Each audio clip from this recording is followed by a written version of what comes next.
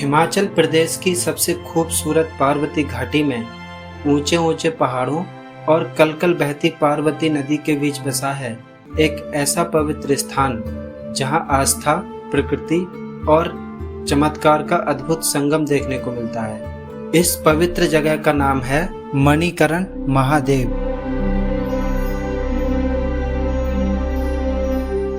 पौराणिक कथाओं के अनुसार यह भी माना जाता है कि मणिकरण की सुंदर वादियों में माता पार्वती और शिवजी ने कई वर्षों तक यहाँ तपस्या की थी। मणिकरण का सबसे अद्भुत चमत्कार है यहाँ के गर्म पानी के कुंड।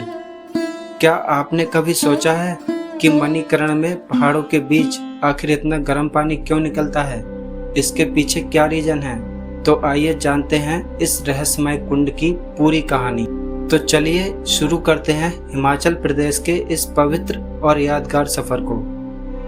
मणिकरण हिमाचल प्रदेश के कुल्लू डिस्ट्रिक्ट में स्थित है। कुल्लू से मणिकरण की दूरी लगभग 45 किलोमीटर है। मनाली से भुंतर जाते टाइम हमारे ड्राइवर आकाश भाई शॉर्टकट के चक्कर में इस लकड़ी के पुल से गाड़ी निकालकर ले जा रहे हैं, जबकि यहाँ साफ साफ लिखा है कि यह पुल केवल पैदल यात्रियों के लिए चलने योग्य है, किसी भी प्रकार के वाहनों का आवागमन के लिए वर्जित है। वर्जित होने के बाद भी नीचे ये ब्यास नदी, कितना तेज पानी चल रहा है।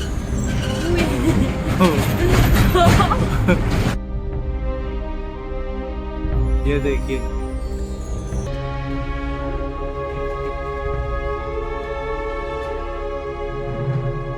निकल रहा है भाई। भुंतर से मणिकरण की दूरी लगभग 35 किलोमीटर है और रास्ते में एक तरफ ऊंचे ऊंचे पहाड़ और दूसरी तरफ तेज बहती पार्वती नदी इस सफर को बेहद खूबसूरत बना देते हैं। मणिकरण से 4-5 किलोमीटर पीछे कसोल पड़ता है, जिसे मिनी इजराइल ऑफ इंडिया भी कहा जाता है और ये अपने शांत वातावरण के लिए प्रसिद्ध है।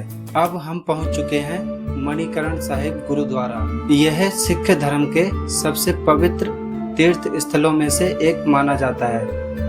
हर साल लाखों श्रद्धालु यहाँ माथा टेकने और आशीर्वाद लेने आते हैं। गुरुद्वारा के पास बहती पार्वती नदी इस स्थान की खूबसूरती को और भी बढ़ा देती है। पार्वती वैली में ये पहाड़, हरे भरे पेड़ और नदी की मधुर आवाज ऐसा एहसास कराती है कि शब्दों में बयां करना मुश्किल है। अगर आप शांति प्रिय व्यक्ति हैं, यानी आप शांत जगह को पसंद करते हैं, तो यह जगह आपके लिए किसी जन्नत से कम नहीं है। अभी आप देख सकते हैं कि बारिश का मौसम होने की वजह से पार्वती नदी का पानी मटीला है। अदर सीजन में नदी का पानी क्लियर रहता है।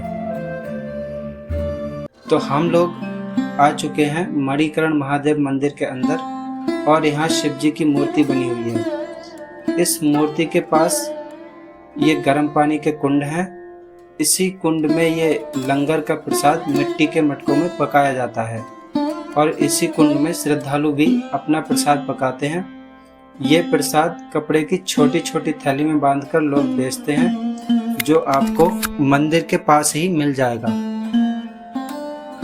पौराणिक कथाओं के अनुसार यहाँ का शांत वातावरण होने की वजह से माता पार्वती और शिवजी ने यहाँ कई वर्षों तक तपस्या की थी। एक बार माता पार्वती और शिवजी यहाँ विचरण करने निकले थे और विचरण करते समय माता पार्वती की कान की मणि यानी कान की बाली इसी जगह पर गिर गई थी, जो शेषनाग के पास पाताल लोक में जाकर गिरी।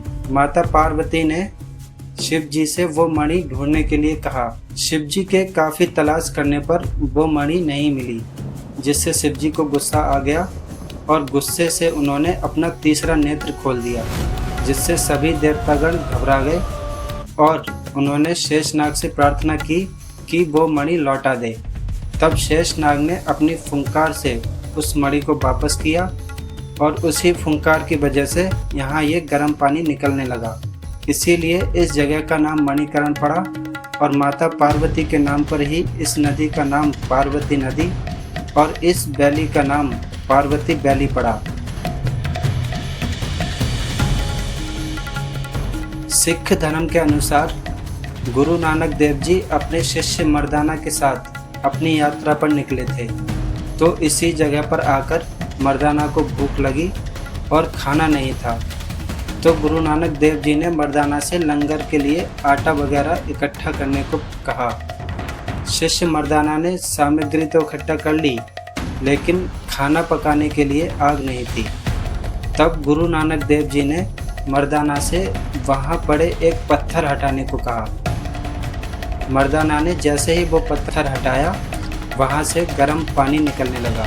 तो ये यहाँ की मान्यताएं हैं जो इस जगह को पवित्र और खास बनाती हैं। वैज्ञानिकों के अनुसार यह गर्म पानी धरती के भीतर होने वाली भूतापीय गतिविधियों के कारण निकलता है।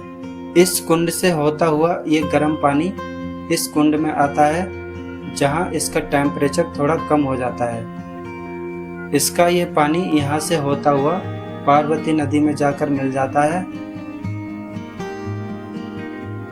इस मंदिर से थोड़ा आगे चलने पर यह प्राचीन राम मंदिर बना हुआ है, जो बहुत ही सुंदर है, और यहाँ मणिकर्ण महादेव शिवलिंग के रूप में विराजमान है। मंदिर के बगल में सीता कुंड बना हुआ है, जिसमें महिलाएं स्नान करती हैं, और यहाँ पुरुषों के नहाने के लिए राम कुंड बनाया गया है।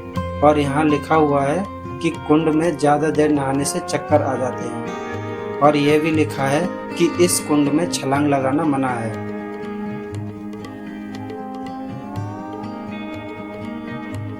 तो दोस्तों, मुझे मणिकर्ण आकर सच में बहुत अच्छा लगा। इस जगह पर बिताए गए सुकून के वो पल शायद ही जीवन में आप कभी भूल पाएं। अगर आप भी मनाली आने का प्लान कर रहे हैं तो मणिकर्ण साहिब के दर्शन भी जरूर करें। यहाँ आकर आपके मन को एक अलग ही शांति का अनुभव होगा। हर हर महादेव। अगर आपको मणिकर्ण की ये वीडियो अच्छी लगी हो तो वीडियो को लाइक करें और चैनल को सब्सक्राइब कर लें।